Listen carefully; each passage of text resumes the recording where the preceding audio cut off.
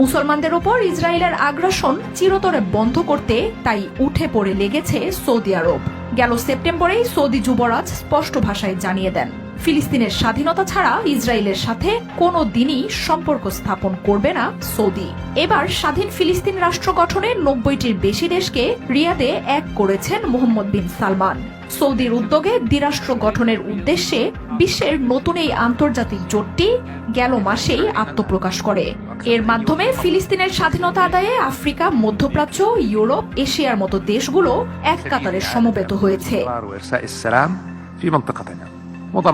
বুধবারের এই বৈঠকে ইসরায়েলকে কড়া হুঁশিয়ারি দিয়েছে সৌদি আরব। জানায়, ফিলিস্তিনি জনগণকে নিজেদের ভূমি থেকে চিরতরে উচ্ছেদ করাই ইসরায়েলের এই নির্বিচার গণহত্যার উদ্দেশ্য। তবে সৌদি আরব সেটা হতে দেবে না।